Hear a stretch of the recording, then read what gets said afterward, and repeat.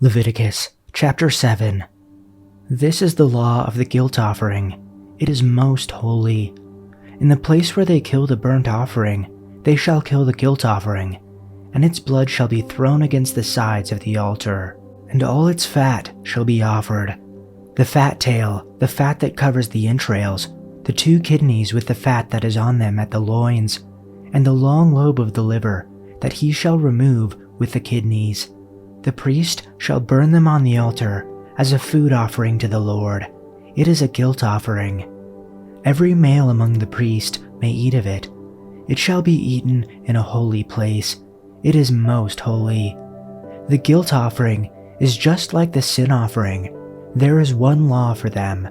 The priest who makes atonement with it shall have it, and the priest who offers any man's burnt offering shall have for himself the skin of the burnt offering that he has offered, and every grain offering baked in the oven, and all that is prepared on a pan or a griddle, shall belong to the priest who offers it.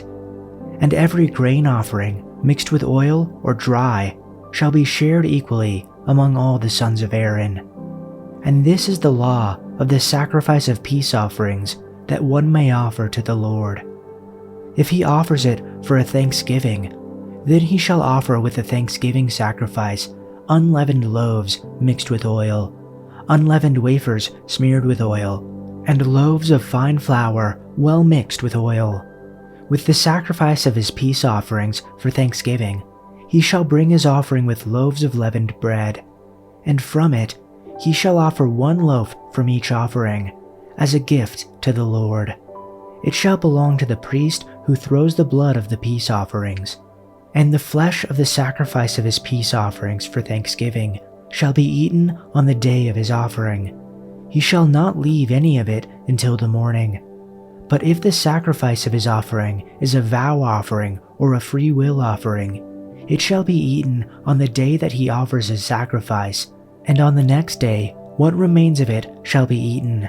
But what remains of the flesh of the sacrifice on the 3rd day shall be burned up with fire.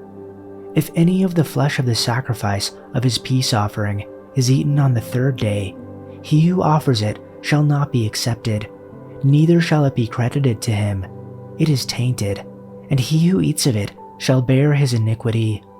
Meat that touches anything ceremonially unclean must not be eaten, it must be burned up. As for the other meat, anyone ceremonially clean may eat it, but if anyone who is unclean eats any meat of the fellowship offering belonging to the Lord, they must be cut off from their people. Anyone who touches something unclean, whether human uncleanness or an unclean animal, or any unclean creature that moves along the ground, and then eats any of the meat of the fellowship offering belonging to the Lord, must be cut off from their people. The Lord said to Moses, "Say to the Israelites, do not eat any of the fat of the cattle, sheep, or goats. The fat of an animal found dead or torn by wild animals may be used for any other purpose, but you must not eat it. Anyone who eats the fat of an animal, from which a food offering may be presented to the Lord, must be cut off from their people. And wherever you live, you must not eat the blood of any bird or animal. Anyone who eats blood must be cut off from their people." The Lord said to Moses, "Say to the Israelites, anyone who brings a fellowship offering to the Lord is to bring part of it as their sacrifice to the Lord. With their own hands they are to present the food offering to the Lord. They are to bring the fat, together with the breast, and wave the breast before the Lord as a wave offering. The priest shall burn the fat on the altar, but the breast belongs to Aaron and his sons. You are to give the right thigh of your fellowship offerings to the priest as a contribution. The son of Aaron, who offers the blood and the fat of the fellowship offering, shall have the right thigh as his share.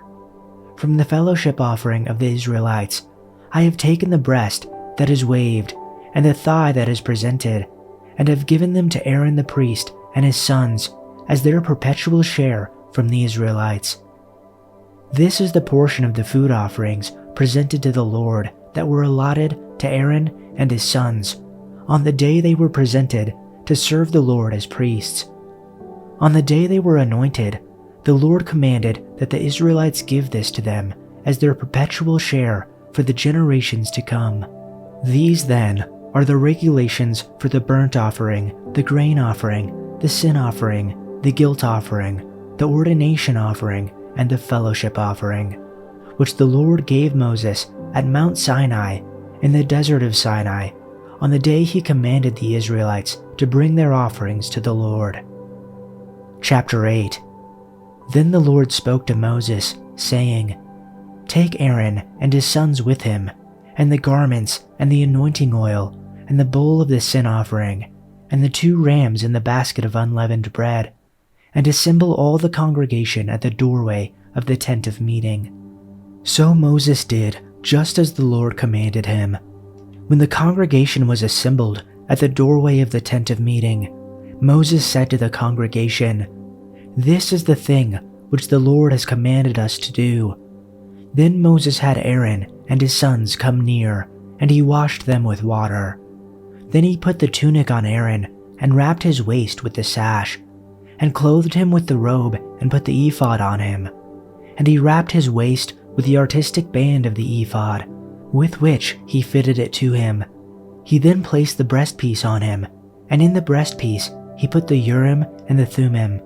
He also placed the turban on his head, and on the turban, at its front, he placed the golden plate, the holy crown, just as the Lord had commanded Moses.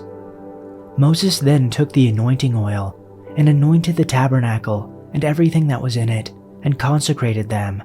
He also sprinkled some of it on the altar 7 times, and anointed the altar and all its utensils, and the basin and its stand, to consecrate them. Then he poured some of the anointing oil on Aaron's head, and anointed him to consecrate him. Next, Moses had Aaron's sons come near, and he clothed them with tunics, and wrapped their waists with sashes, and bound caps on them, just as the Lord had commanded Moses. Then he brought the bowl of the sin offering, and Aaron and his sons laid their hands on the head of the bowl of the sin offering. Next, Moses slaughtered it, and took the blood, and with his finger put some of it around on the horns of the altar, and purified the altar.